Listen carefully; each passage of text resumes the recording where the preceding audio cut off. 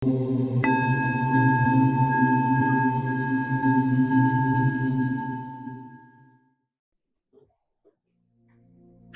শব্দটার একটা মানে আছে। এবার সেই শব্দটার মানে আগেও বলেছি, যে লক্ষ্য আছে, সেই লক্ষ্যর দিকে এগোনো, ঠিক আছে। এবার একটু সংক্ষেপে বলি একটা অন্য বিষয়, লক্ষ্যটা কেমন কি এগুলো নির্ধারণের ব্যাপার থাকে তো। খুব সহজভাবে বলছি, আমি এই ভিডিওটাতে একেবারে সংক্ষেপে কিছু জিনিস বলবো। যদি কারোর যদি সাধন পথে যাওয়ার ইচ্ছে থাকে বা তার যদি কোনো কাজে আসে, এই ভিডিওর থেকে তার সে জানতে পারবে। একদম অনেক অভিজ্ঞতা, অনেক সাধু সন্তের বক্তব্যকে জিস্ট করে এই ভিডিওটাতে বলবো। হয়তো একটুক্ষণ বড় হবে, কিন্তু যদি এই ভিডিওটা কেউ শোনে, যে শুনবে তার কাজে আসবে। সাধনার মূল হচ্ছে যতক্ষণ না ভগবানের অস্তিত্বের ওপর নির্ভর করা যাচ্ছে না, ততক্ষণ সত্যি কথা বলতে গেলে এইসব ধ্যান সাধনা করা উচিত নয়। এমনি চোখ বন্ধ করে মনকে শান্ত করতে বসলাম, উদ্দেশ্য মনকে শান্ত করা, সেটা আলাদা কথা, সাধনার বিষয় নয়। এইটাকে আগে ক্লিয়ার করতে হবে যে ভগবান বলে কিছু আছে, সে সর্বত্র আছেন এবং তার স্বরূপ কেমন। মজার কথা হলো, এই ভগবানের কে বিচার করতে গেলে, বুঝতে গেলে অনেকে মনে করে একটাই কোনো কিছু, ওখানে ওরম ভাবে একটাই কোনো কিছু বললে হবে না। এগুলো বিচারের বিষয়। বিচার না করে একটা ধারণাকে ধরে নিয়ে কেউ কোনো কথা বললো একটা ভগবান আছে বলে সেটা চললাম, না বলছি না ওই বইতে লেখা আছে, এই বইতে লেখা আছে। সাধনা তো ওই বইতে এই বইতে চলবে না। সাধনা নিজের পথ, নিজেকে নিজেকে বিচার করতে হবে। সর্বত্রই ব্রহ্ম, সর্বত্র ভগবান আছেন। পুরুষ প্রকৃতি,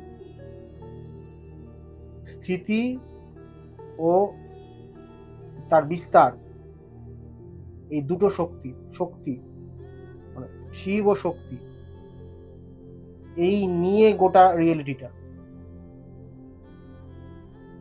আমি বলছি আর এগুলো মানতে হবে তা নয়, আমি পরে না হয় এগুলো নিয়ে আলোচনা করবো, আলোচনা মানে বিচার করবো, বিচার মানে বক্তব্য রাখবো না, বিচার করবো, এটা বোঝার চেষ্টা করতে, বিচার, বক্তব্য নয়।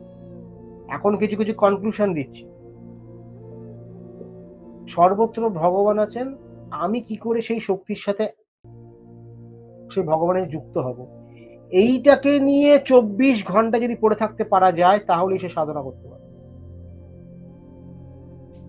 আর এই সাধনা, এটার জন্য একাগ্রতা, মানে এই 24 ঘন্টা এটা পিক নিয়েই থাকবে, তার মনে মনে এটাই চলবে। সে বাইরে থেকে যেই কাজই করুক না কেন, তার মনে মনে সারাক্ষণ ভগবানের সাথে লীন হয়ে যাওয়ার ইচ্ছাটা চলবে। এই যে একাগ্রতা, এই একাগ্রতা থাকলে জীবনে অন্য কোনো পর্যায়ের বাধা আসবে না। কারণ সে ভগবান জানছে যেহেতু এইদিকেই লেগে আছে, অন্য কিছু দেবো না। এরকম একাগ্রতা যে লাগবে, মানে একাগ্রতা ব্যাপারটা এমন যে তার একটা তপ হয়, তার একটা অগ্নি হয়, তার একটা মানে ওটা মনে হবে যেন একটা শরীর দিয়ে তাপ বেরোচ্ছে, এতটা একাগ্রতা, জগৎ ভুলে যাবার মতন একাগ্রতা। এরকম একাগ্রতা একাগ্র হওয়ার ক্ষমতা যদি না থাকে, তাহলে সাধনা মানে ওটা মনে মনে ইয়ার্কি ফাজলামি করার মতন হয়ে যাবে। একটু এটা একটু সেটা, এদিকে লাফানো। মানসিক অস্থিরতা যদি থাকে, মানসিক অস্থিরতা, তাহলে কিছুতেই সাধনা হবে না। তীব্র একাগ্রতা, ডুবে থাকবার ক্ষমতা, তাহলেই সাধনা হবে। এই যে সর্বত্র ঈশ্বর আছেন, আমি খেতে খেতেও সেই কথায় ব্যস্ত থাকবো, সেই ভাবনায়। এই ভাবনাটাকে নিয়ে ভাবতে বসাটাই ধ্যান সাধনা। সারাক্ষণ এটাকে নিয়ে 24 ঘন্টা নিয়ে পড়ে থাকতে হবে। এই সর্বত্র ঈশ্বর আছে এটাকে বুঝবার জন্য আমার শরীরকে তৈরি করাটাই হলো আসন। মানে আমার শরীরের মধ্যে প্রথমে তমগুণ আছে, ওই তমগুণটাকে রজগুণ দিয়ে, মানে হাঁটা চলা লাফালাফি এসব করে কাটানো, করে এবার যোগাসনে যাওয়া। প্রথমে বডিটাকে ফ্লেক্সিবল করে নিলাম, বডিটার মধ্যে স্ট্রেংথ ডেভেলপ করলাম, বডিটার মধ্যে ফ্লেক্সিবিলিটি ডেভেলপ করলাম, তারপরে বডিটার মধ্যে একটা স্থিতি ডেভেলপ করব। স্থিতিটা দরকার, কারণ ধ্যানের সময় স্থিত হতে লাগে, স্থিতি ডেভেলপ করবো। স্থিতিটা কি, ওই যে যোগাসন করবার সময় যে শরীরের যে নানা রকম প্যাঁচ, ওই যে রক্ত চলছে, ওই যে ভিতরের যে কম্পন, ওটাকে নিজের সাথে অ্যালাইন করতে করতে করতে যখন স্থিত হতে থাকবো, মানে তখন আমার শ্বাস প্রশ্বাসটা খুব স্মুথ আর নর্মাল হয়ে যাবে, এবং প্রত্যেকটা আসনে যেই পশ্চার, সেই পশ্চারে গিয়ে আমি ধ্যান লাগাতে পারছি। এই অভ্যাস যদি করতে পারি, তাহলে আমাদের মধ্যে এই সাত্বিক গুণ তৈরি হয়, একটা ব্যালেন্স, তম আর রজের একটা ব্যালেন্স তৈরি হয়। মানে চাইলেই আমি রেস্ট নেবো, চাইলেই আমি অ্যাক্টিভ হব, আমার অ্যাক্টিভিটি কেউ আটকাতে পারবে না, এই ব্যালেন্স। তো এই ব্যালেন্স করতে করতে করতে করতে করতে করতে একটা এমন অবস্থা তৈরি হয় যখন আমাকে কোনো কিছু করবার প্রচেষ্টা করতে আপনি আপ হবে। আমরা জীবনে অনেক কিছু প্রচেষ্টাহীন ভাবে করি, মানে সেখানে কোনো সেটার জন্য যে কোনো গুণ লাগছে সেটা বলা যাবে না, মানে ওটাকে নির্গুণ বলে টার্মিনোলজি অনেক কিছু হতে পারে, সেটাকে নির্গুণ বলা যেতে পারে। মানে যেন আমার শরীর যে আছে, শরীরকে নিয়ে ব্যস্ত নয়। কোনো আসন করছি, আসন করতে করতে করতে শরীরটা এতটাই হালকা হয়ে গেল যে ওই আসন করবার যে চাপটা শরীরের মধ্যে নেই, সারাক্ষণ যেন এই আসনে থাকতে পারছি। তো শরীরটা ওরকম একটা অবস্থায় নিয়ে চলে গেলাম। মানে প্রথমে গুণ ছিল, তমগুণ, রজগুণ, সত্যগুণ, তারপর এই সমস্ত গুণকে পার করে চলে গেলাম, শরীরকে নিয়ে আর ব্যস্ত হলাম না। এই হলো আসনের দিক, শরীরকে তৈরি করার দিক। কেন ওরম ভাবে তৈরি করছি, কারণ শরীরের মধ্যে আমি ব্রহ্ম, এই শরীরকে তৈরি করছি ব্রহ্মময় করবার জন্য, মানে সবকিছু গুণের উপরে যে, সেই দিকে নিয়ে যাওয়ার চেষ্টা করছি। প্রাণকেও সেরকম ভাবে করতে হবে, প্রাণকে শ্বাস প্রশ্বাসের মাধ্যমে। দেখবেন আমরা যখন খুব পরিশ্রম করি, দৌড়ঝাঁপ করি, হাঁপিয়ে যাই, মানে কি, যখন আমাদের শরীরটা এক্সট্রিম কন্ডিশনে চলে যাচ্ছে, তখন অটোমেটিক প্রাণ শরীর অ্যাক্টিভ হয়ে যায়, তাই আমাদের শ্বাস প্রশ্বাস চলা শুরু হয়ে যায়। এটাও ঠিক তাই, শরীরকে এক্সট্রিম কন্ডিশনে নিয়ে যাওয়ার পর অটোমেটিক প্রাণ শরীর অ্যাক্টিভ হবে। ওই হলো প্রাণায়াম। প্রাণায়ামটা কিন্তু শ্বাসের ব্যাপার ঠিক নয়। হ্যাঁ, শ্বাস দিয়ে অবশ্যই কাজকর্ম আছে, কিন্তু আসলে এটা প্রাণের ব্যাপার, যেটা ভিতরে চলছে। যখন আমরা শ্বাস নিচ্ছি আর ছাড়ছি, তখন একটা অবস্থা হয় ভিতরে, দেখলে বোঝা যায় যে একটা কিছু যেন নিচ থেকে ওপরে উঠছে, শ্বাস নাবার সময় আবার সেটা যেন নেমে যাচ্ছে। এই যে উঠছে আর নামছে যে ভিতরের জিনিসটা, ওইটার সম্বন্ধে সচেতন হতে হবে। ওইটার সম্বন্ধে সচেতন হতে হতে ওই যে শক্তিটা, যখন আমরা শ্বাস প্রশ্বাস নিচ্ছি, তখন আমার যে প্রাণ শক্তি, ওইটার সঙ্গে সচেতন হতে হতে বুঝতে পারবো যে একটা না, ভিতরে একটা শক্তি আছে, সেই শক্তিটা আমাদের হাত পা দিয়ে একটা হালকা হিটের মতন ছাড়ে, এটা প্রাণ শরীর। ওই শক্তিটার সাথে নিজেকে অ্যালাইন করা শুরু করবো, নিজের প্রাণময় কোষ বা নিজের প্রাণ শক্তির সাথে অ্যালাইন হব, নিজের প্রাণ বা নিজের শক্তির সাথে অ্যালাইন হব, নিজের শরীর না, নিজের শক্তি, শরীরের পরে শক্তি। তখন হচ্ছে প্রাণায়াম, শক্তির সাথে যেহেতু অ্যালাইন হব, তখন হচ্ছে প্রাণায়াম। তো এবার যে প্রাণায়াম, আমরা প্রাণ শরীরের সাথে যুক্ত হচ্ছি কেন? প্রাণায়াম করবার জন্য নয়, উদ্দেশ্যটা থাকতে হবে। সেটা হচ্ছে যে সর্বত্র যে ভগবান আছে, ওই যে নির্গুণ অবস্থাটা আমার প্রাণের মধ্যে। গুণ মানে কি, মানে সেটা চলছে, প্রাণ খুব হালকা ভাবে, দম নেই, শ্বাস ছাড়ছি, খুব জোরে জোরে ছাড়ছি, রজগুণ। তমগুণ আগেরটা, ছাড়ছি না, রজগুণ। তারপরে শ্বাস ছাড়ছিও না, ব্যালেন্স অবস্থায় আছি, শ্বাস ছাড়া, শ্বাস বেশ অনেকক্ষণ ধরে রাখতে পারছি, মানে ব্যালেন্স তৈরি হচ্ছে ভিতরে, ওটা সত্যগুণ দিয়ে ডেভেলপ করতে করতে আমি শ্বাস প্রশ্বাস সম্বন্ধে ভুলে গেলাম, মানে নিচ্ছি কি ছাড়ছি এটা কোনোটাই কনসিয়াসনেসের মধ্যে নেই। মানে এরকম কিন্তু প্রায়ই হয়, আমরা কিন্তু বেশিরভাগ সময় শ্বাস ভুলেই থাকি। ওই হলো নির্গুণ তৈরি করা, সচেতন ভাবে।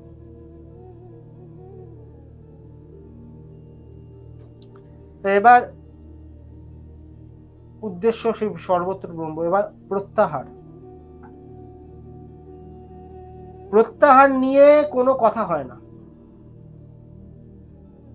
প্রত্যাহার হচ্ছে মন ও প্রাণ এর খেলা। ওই যে শ্বাস প্রশ্বাসটা নিচ্ছি, হ্যাঁ, এইবার ওই যে শ্বাস যে একটা স্থিরতায় পৌঁছে গেল, যার নিচ্ছি কি ছাড়ছি ভুলে গেলাম, ওই সময় আমার মন অ্যাক্টিভ হয়। ঠিক একইভাবে উদাহরণ আগেরটা যেমন নিলাম, খুব দৌড়ানোর পরে হাঁপিয়ে গেলাম, তো প্রাণ অ্যাক্টিভ হলো। তো হাঁপানোটা যখন বন্ধ হয়ে যায় তখন একটা শান্তি তৈরি হয়, মনের শান্তি আসে। তো এই যে মনের যে শান্তিটা, এই যে যখন আমি শ্বাস নিচ্ছি না বা নিচ্ছি কি নিচ্ছি না ভুলে গেছি, তখন আমার মনকে জাগ্রত করতে হবে। মন জাগ্রত হয়, করতে হবে, সরি, হয়। ওইখানে মন্ত্রের প্রয়োগ। এবার কি আমরা মুখ দিয়ে উচ্চারণ করে জোরে জোরে মন্ত্র বলতে পারি, ওটা একটা মন্ত্র। আরেকটা মন্ত্র হচ্ছে আমরা ভিতরে ভিতরে বলবো, মনে মনে বলা নয়। হ্যাঁ, মনে মনে বলা অনেকটাই, মন সম্বন্ধে ধারণা, মন তো সর্বত্রই আছে, কিন্তু মন দিয়ে বলা মানে শব্দের উচ্চারণ হয়তো হবে না। মন্ত্রটার প্রত্যেকটা অক্ষরের একটা শক্তি আছে, মানে প্রাণ আছে। তো মন্ত্রের যে প্রাণ আছে, যেই প্রাণটা আছে মন্ত্রের প্রত্যেক অক্ষরে, সেই প্রাণটার সাথে আমি নিজেকে যুক্ত করব। মন্ত্রটা যখন ভিতরে উচ্চারণ করব, ওই প্রাণটাকে আমার শরীরের মধ্যে ছড়াতে দেবো, বা শরীরের বাইরে বাজারে, ওর একটা অভিজ্ঞতা হবে। এই হলো প্রত্যাহার। যে মন্ত্রটাকে আমি বলছি এমন ভাবে যে ওর যে প্রাণ, ধরা যাক আমি বলছি যে নম, এই যে ন কথাটার একটা ভাইব্রেশন আছে, একটা তরঙ্গ আছে, প্রাণ আছে। ওই ন কথাটা, নম বলবো না পট করে, ন কথাটা মনে মনে ধরে রাখবো। এই প্রত্যাহার তখনই করা যায় যখন সে মানুষটা প্রাণ সম্বন্ধে, মানে শ্বাস নয়, প্রাণ সম্বন্ধে সচেতন হয়েছে, নাহলে পারবে না কিন্তু। কারণ প্রাণ মানেই বলবে বুঝে ভিতরে একটা এনার্জি। এরপরে যখন সে ন বলছে, নম শিবায়, ন ম নম, এই যে নটা বলছে, নটা বলছি, এই নটা বলাকালীন ভিতরে একটা শক্তির উৎপত্তি হয়। তারপরে ওই শক্তির সাথে মটা যুক্ত হলো, বাড়লো, শি যুক্ত হলো, ভ যুক্ত হলো, তো শরীরের মধ্যে অনেক রকম বিক্রিয়া করে। এই যে বিক্রিয়াটা, এই প্রত্যেক মন্ত্রের আলাদা আলাদা রকম ভাবে হয়।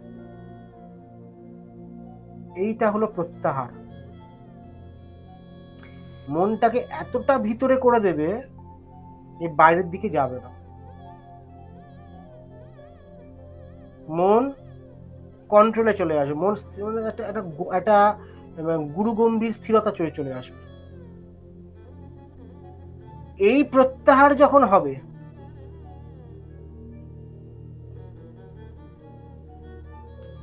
তারপরে আসছে ধারণা। এইখানেই গন্ডগোল। ধারণা মানে ওই মনের ওই গভীর অবস্থা তৈরি হওয়ার পর আমাদের সেই ক্ষমতা তৈরি হয় কোনো কিছুর ধারণা তৈরি করবার। মানে এর আগে যদি এইগুলো যদি আমরা না করি, শরীরকে তৈরি করলাম না, প্রাণকে তৈরি করলাম না, প্রত্যাহার তৈরি হলো না, কিন্তু আমি বই পড়া, আধ্যাত্মিক বই পড়া শুরু করে দিলাম, স্বাভাবিকভাবে ধর্ম বই পড়া শুরু করে দিলাম। যারা এই মহাপুরুষ, তারা তো এতগুলো প্রক্রিয়া দিয়ে যাওয়ার পরে তারা ধ্যান সাধনায় সমাধি গেছে, তারপরে তাদের ব্যাপারটা অতটা গভীর। আর আমরা এইসব স্তর কাটাচ্ছি না, শরীরের ডিফর্মিটি, প্রাণের ডিফর্মিটি নিয়ে মনের আবেগে একটা বিশ্বাসের, মানে ভয় ও বিশ্বাস কাজ করে, সেইটাকে নিয়ে অনেকটা সময় কাটানোর জন্য মহাপুরুষদের লেখাগুলোকে পড়ি, মুখস্থ করি, তর্কাতর্কি করি, একে ওকে নিয়ম দেখাই। ওটাকে নিয়ে বিচার করবার, ওটাকে নিয়ে বুঝবার ক্ষমতা তৈরি হয় না। কারণটা হলো বা বিচার করলেও খুব সামান্য বিচার করি। কিভাবে বিচার করি? ঠিক অনেকটা বৈশ্যের মতন বা অনেকটা যারা ব্যবসায়িক তাদের মতন বিচার করি, যে এটা করলে এটা লাভ আছে। বিচার অনেক রকমের হয়, মানে একেবারে ধ্যানে গিয়ে ওই যে বললাম সেই শক্তির থেকে জ্ঞানকে উৎপত্তি করানো, এটা এক ধরনের বিচার হয়। আর অনেকে আছে না, এখান থেকে কিছুটা ইনফরমেশন নেবে, ওখান থেকে কিছুটা ইনফরমেশন নিয়ে একটা মিলিত কথা বলে দেবে, ওটা আরেক ধরনের বিচার। ওটা হলো এই ব্যবসায়িক, মানে লোকের জন্য ভালো। এবার বিষয়টা হচ্ছে ধারণা বা আধ্যাত্মিক বই পড়া, বা যেটাকে আধ্যাত্মিক কথাটা আমি ঠিক বলতে চাই না, কারণ শুধু আধ্যাত্মিকতা আছে তা না, আদি দৈবিক আছে, আদি ভৌতিক আছে, আধ্যাত্মিক, তিনটে জিনিস নিয়েই সত্য। এই যে বইপত্রগুলো, যেগুলো কি করে সে ভগবানের সাথে অ্যালাইন হবো, এই আধ্যাত্মিক বার্তাটাই দেয়। দৈবিক ভৌতিক বার্তা বেশিরভাগ জায়গায় পাওয়া যায় না, কেন পাওয়া যায় না জানি না।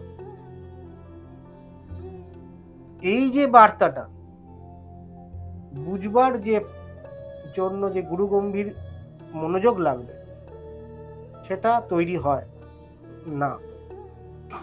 এবার এই ধারণা তৈরি করবার জন্য যখন আমরা কোনো কিছু বই পড়ি বা কিছু বোঝবার চেষ্টা করি, আমাদের ইমোশন কাজ করে, কি আমাদের কোনটা ভালো লাগছে, আমাদের কোনটা খারাপ লাগছে, সেটাকে কাজে লাগিয়ে আমরা বিষয়কে বুঝি।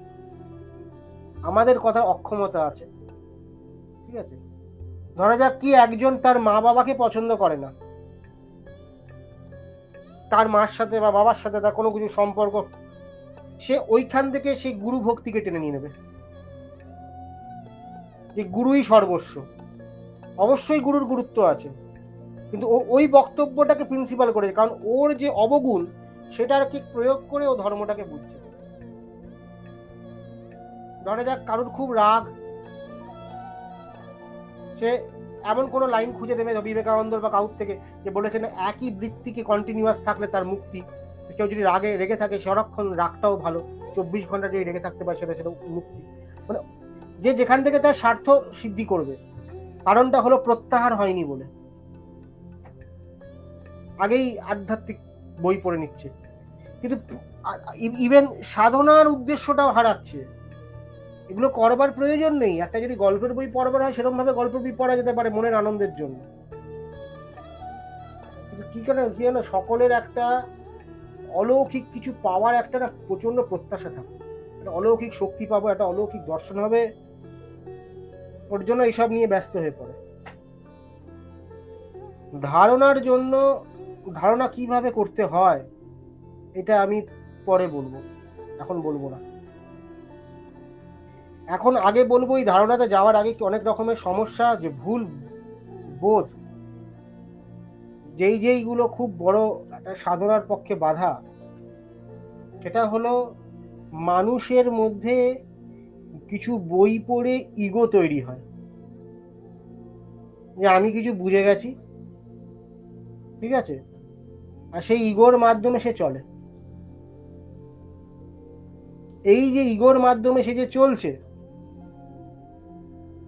এটাই তার সব থেকে বড় বাধা। অনেক রকম ইগো চলে আসে। কেউ কেউ মনে করে সে যেন অনেক কিছু উপভোগ করছে, আসলে চোখ বন্ধ করলে না, আমাদের যে সাবকনসিয়াস তাকে অনেক খেলা দেখায়, তাতে সে অনেক কিছু বড় সড়ো মনে করে দেয়। সেটা তার ভিতরের বৃত্তিটাকেই দেখে, সে সত্যের কোনো দর্শন নয় এটা।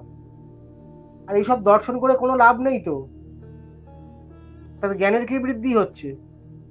কেউ যদি ব্রহ্মের দিকে, ভগবানের দিকে এগোয়, তার তো সেই চরিত্র, ব্রহ্মের চরিত্র আসবে, শক্তি আসবে। কোথায় সে শক্তির মনোবল নেই, শক্তি নেই, রুটিন পালন করার উপায় নেই, কোনো কিছু নেই, বা কোনো কিছু গভীর বিচার করে পরিশ্রম করে কিছু করে সেরকম কোনো কিছু পাওয়া যায় না। এদিকে অনেকে অনেক সাধনা করছে। আত্মচিন্তন করা দরকার। আত্মচিন্তন না করলে এর থেকে, এই একটা বড় ফাঁদ, এর থেকে বেরোতে পারবো না। তো কি কি সমস্যা আসতে পারে, ধারণা জিনিসটা কি, এরপরে ধ্যান সমাধি নিয়ে কিছুটা বলা, যতটা অভিজ্ঞতার মধ্যে আসে ততটা, এবং কি কি বাধা বিঘ্ন আসতে পারে, এই নিয়ে পরের ভিডিওতে বলছি।